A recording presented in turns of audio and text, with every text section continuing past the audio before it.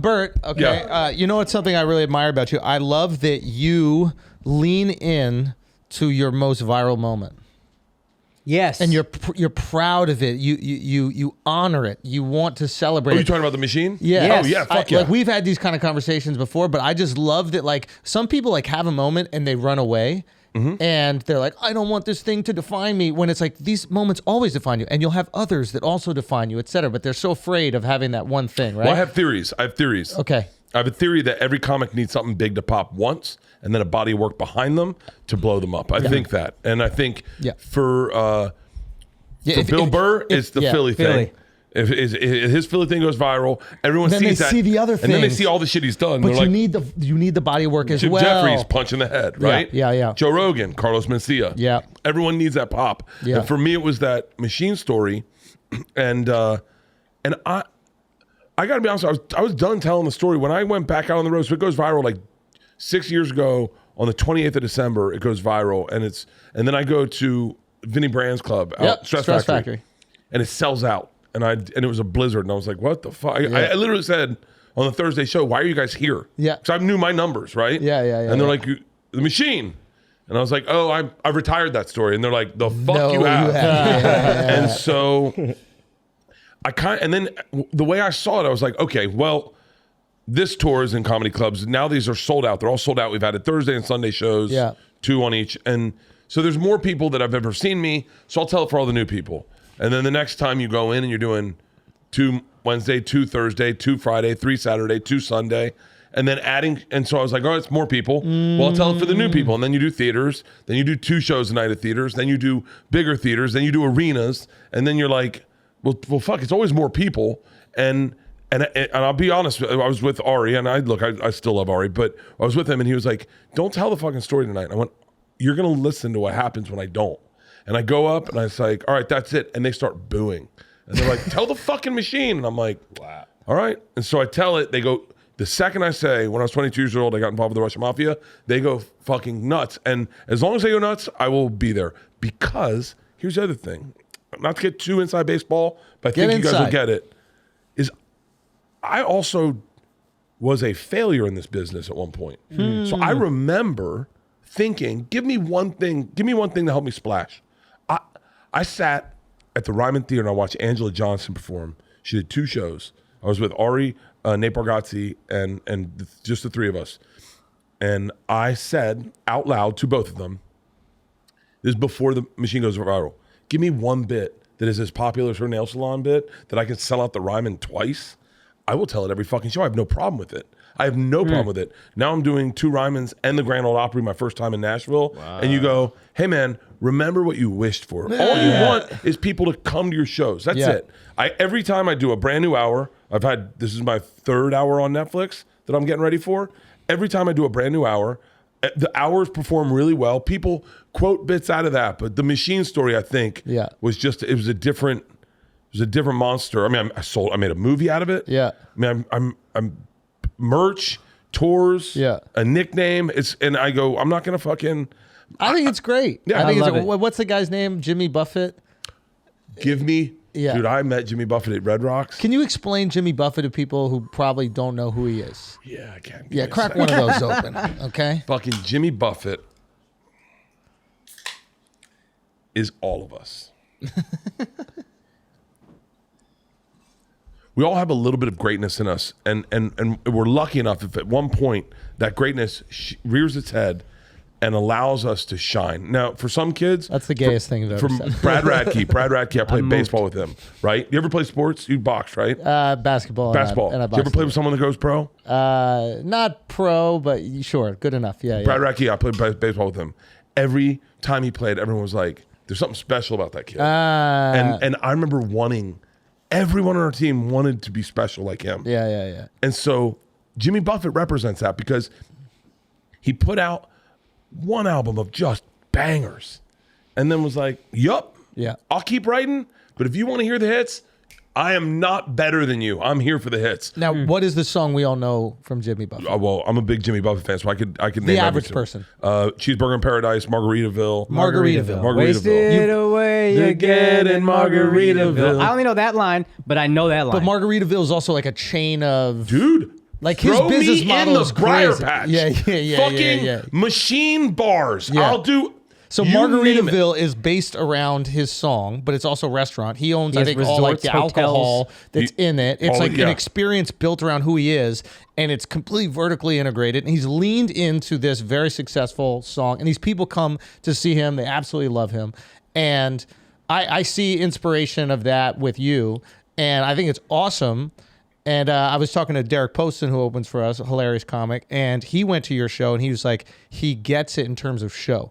Now, I haven't seen your show yet, but like from the way he described it, you make the whole show a show. It starts before the show even happens. Before the show starts. That's something that we pride ourselves on. It's like when you walk in the venue. I watch your videos. So when I see other people doing it, I'm like, okay. I'm like, if I always look at people who have success over a long period of time and you just see them continually growing, that means the show is really good. Because those people can see a show and then go, okay, I saw I don't need to come back. Yeah. And then the numbers dwindle. We see people have quick pops and all of a sudden they're back playing one-nighters.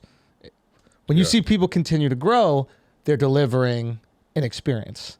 Is you got to be in the moment. You got to love it. Yeah. And you got to be cool with failure. Because if you're not cool with failure, you're never going to try new shit. Yes. Right. And so like I've tried a lot of shit that worked and didn't work, and then I just leave the stuff that works. I mean, a perfect example is that drive-in movie theater tour. Yeah. I came up with that idea. That looked amazing on so video, but as a comic, I'm like, this would be the worst possible way to perform stand-up. There are comics that did not like it. Yeah. However, I knew what I was offering. So what I was offering was an opportunity. Now, we played some venues, like the amphitheaters were fucking amazing. Because they're built for it, right? They're built for it. There's yeah. places that are built for it. But we went in, and the first day we were in North Carolina, it was in a rock quarry, and people were getting to get out of their house for the first time and live normal. They were all staying socially distant, but they brought smokers and grills and couches and filled the bed of their truck up with water, brought hot tubs, and they were getting to live like getting to fucking tailgate and have a blast. I said I was going to do 4 of them, and I ended up doing 35 cities, 75 shows, and the experience that I saw was amazing. Now, were there times that it was not the best show? 100%. Yeah. But I'll never forget it. And everyone that went to them, they go, hey man, I watched a great comedy show, but more importantly, I got out of the house when everyone was locked in, and I fucking felt like I was a part of a community. I had a communal experience. Oh, it was awesome, dude. Yeah. And you can talk to anyone. Nate Bargatze, Jim Gaffigan, Brian Regan, they all did them. Yeah. And man, that first show, I'll tell you, was rough. I got up, I'd had an hour ready, and I did it in 35 minutes. I told the machine story twice. But you got to be, because I wanted Tom to do it with me, and Tom was like, "Oh man, I don't want to be a guinea pig." Yeah, and I was like, "I'm cool with being a guinea. I like trying new shit. Yeah, like I want. I don't know. I like to learn from people. Like when I watch you guys, like I'm not watching you like a student where I go, like, oh, that's fucking badass. That's a great idea. Now I'll never take anyone's idea, but if that inspires me to do something creative, fuck yeah, dude. Rogan, look at Rogan. My whole career is based off of me meeting Joe Rogan in his house, doing a podcast and going, this is fucking sick. Yeah. I want to do this. Yeah. This is what I want. And the next thing you know, I got 2 Bears, 1 Cave. We have Bill Burt, fucking, you name it. And BERTCAST, open tabs. And I go, oh, I love being inspired from comics, you know? Yeah, no, it's great. And that's the cool thing. Like even that machine story, like for those of you who don't are not familiar with it, make sure you go check it out. It's got fucking tens of millions of views online, I'm sure. What is it probably at? 85 million on views all platforms, yeah. And like this is your experience in Russia, and you got kind of like kidnapped a little bit, got involved with the mafia. And but weirdly, this horrendous experience in Russia, now you have this amazing blossoming career. Not because of it, you did a lot of other work, but it definitely helped. It's because of it. That so one you gotta splash. have some good feeling. Dude, I was hustling hard as fucking stand up. I was trying hard. I was doing all the things. This is what's frustrating about this business is you hear people go, I hard work. You go, you need some luck. Yeah. You need a couple things of luck. Yeah. something to just happen where hard work is the foundation that luck is going to make all those plants start to grow. You plant all the seeds. So there's got to be this little bit of, love, obviously, for Russia. So, we made sure that we got a couple things for you. Oh, shit. Start with the... yeah. So since this experience in Russia, changed your life, we thought we'd get you this shirt. I love Russia. I think that's that'd be good. That's really cool. Yeah. There you go. There you go, Bert. There you go. So that's a good one. And then we also got you this one. This is a good one too. This is good because of how much it's changed your life and your family's life and your kids. We just thought that you would like this. Putin and a bear, obviously. For the exactly, bear. like two bears, the cave. This is great. One bear, one Putin. One bear, one dictator.